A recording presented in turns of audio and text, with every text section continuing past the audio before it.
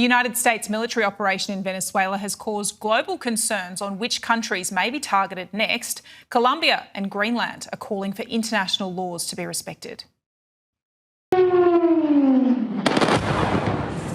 Donald Trump's audacious military action in the skies above Venezuela has put the world on notice.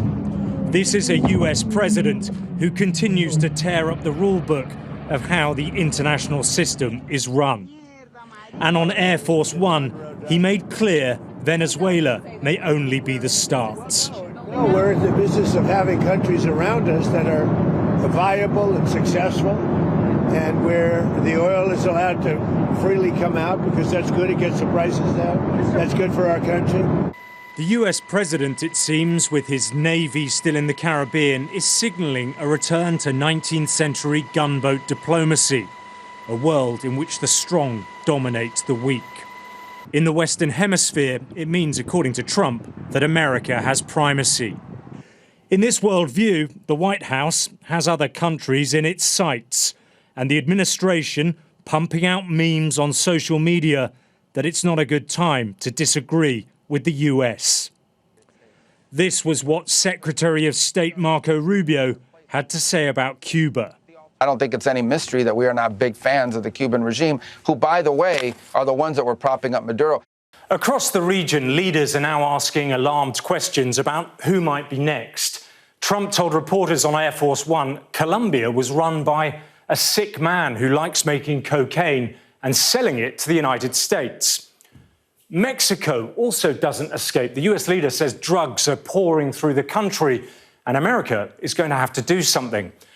And the semi-autonomous Danish territory Greenland was also highlighted.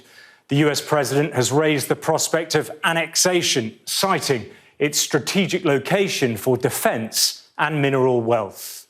At the United Nations, an institution built to prevent great power war, there was condemnation from countries that could be targeted.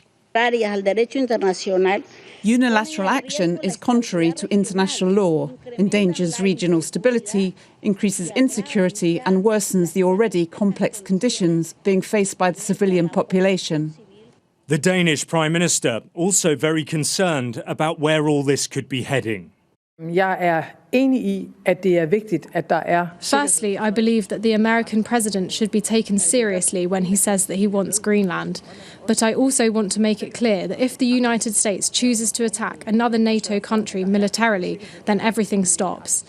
With what's happened in Venezuela and the Trumpian worldview taking shape in dramatic fashion, it's clear the international system is heading in a new direction.